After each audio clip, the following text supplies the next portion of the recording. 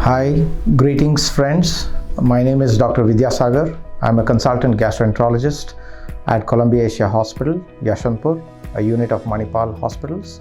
And this is my colleague, Dr. Girish, a consultant gastroenterologist and hepatologist at Columbia Asia Referral Hospital, Yeshwanthpur, a unit of Manipal Hospital.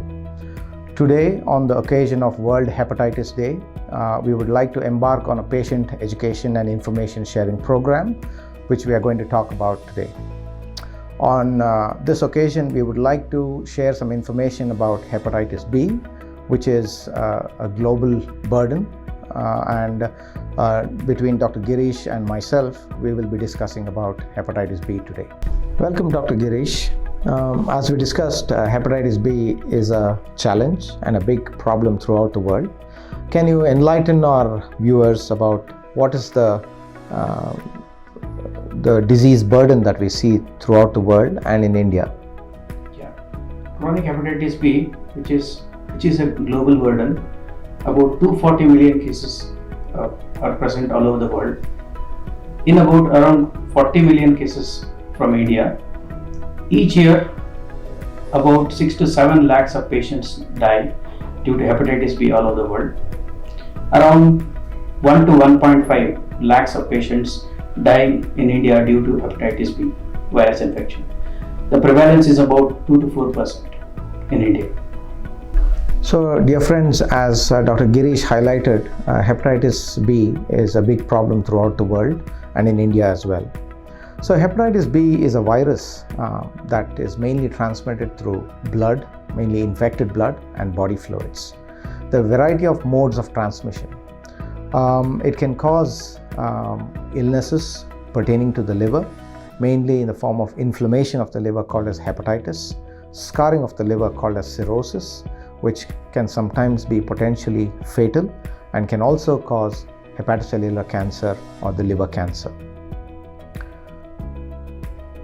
Hepatitis B, when affects a human being, usually runs an asymptomatic course or sometimes an acute illness, which is like a flu-like illness with fever, nausea, vomiting, loss of appetite, maybe some diarrhea, and can also cause jaundice. Usually, in the acute phase, does not require any treatment and settles on its own. However, when this illness lasts for more than 6 months, we call this as chronic hepatitis B infection. Dr. Vidyasagar, can you enlighten us about the modes of transmission of hepatitis B? Yeah, sure. As alluded to earlier, the transmission mainly occurs through infected blood and body fluids. So the most commonest modes of transmission is through an infected blood by transfusion of contaminated blood, which is a very rare occasion in the present day world because there are strict protocols which screen for blood donors for hepatitis B.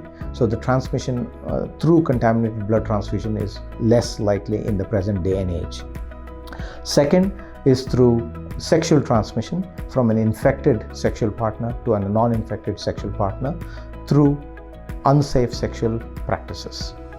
Thirdly, it is also transmitted from infected needles used during intravenous drug abuse or through tattooing from an infected needle which is used onto a person who is non-infected. Transmission can also occur vertically, that is, mother to the child at the time of delivery in pregnant women. It, however, very rarely transmits during pregnancy, but it's only during delivery that this transmission occurs from mother to child. Less common modes of transmission also occurs laterally, that is from infected parents to the children or from a child to a child during the younger age groups, which is commonly seen in highly endemic countries like Sub-Saharan Africa, Southeast Asia and Asia. Therefore, one has to take utmost precautions in preventing these kinds of transmission by not sharing infected needles, personal items such as nail clippers, razor blades, and contaminated instruments. So, Dr. Girish, we've talked about hepatitis B virus, the kind of the spectrum of diseases it can cause, the modes of transmission. So how does one get to know that he or she is infected with the virus. Hepatitis B is infection which is diagnosed with a simple screening blood test, which is available all over the hospitals, diagnostic centers in a simple lab. Based on the screening blood test called hepatitis surface antigen test, whether it is positive or negative, further evaluation has to be considered. Okay, Dr. Vidyasagar, we had a brief discussion about the symptoms of hepatitis B, diagnosis and treatment. Can you talk about the prevention of hepatitis B? Is it something called, prevention is better than the cure? Absolutely. One of the most important take-home message from this talk would be about prevention of hepatitis B.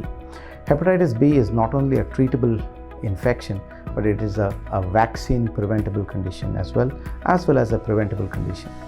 When I say this, I would like to talk along the following headings. One, it is vaccine preventable. So universal vaccination program has been adopted by the WHO as well as the government of India in many countries.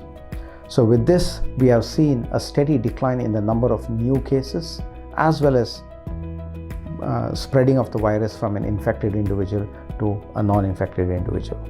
We have seen data coming from Taiwan as well as from Government of India statistics that there has been a steady decline in the number of cases of acute and chronic hepatitis B and liver-related mortality due to hepatitis B over the last decade.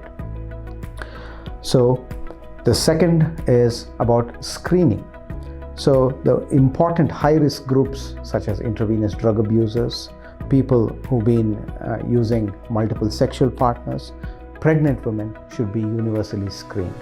And pregnant women, if they are found to be positive, appropriate measures should be taken to assess and treat them in the last trimester of the pregnancy to reduce the viral load and prevent transmission of the virus from the pregnant woman to the child at the time of delivery.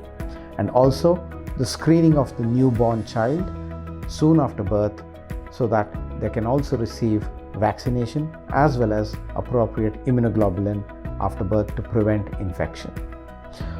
Last but not the least, to prevent spread of infections from an infected individual to a non-infected individual through usage of their personal equipment solely for their own purpose and not to share infected equipment such as toothbrushes, personal equipment such as razor blades and shaving equipment, nail clippers, and thereby preventing the transmission of this virus from an infected individual to a non-infected individual.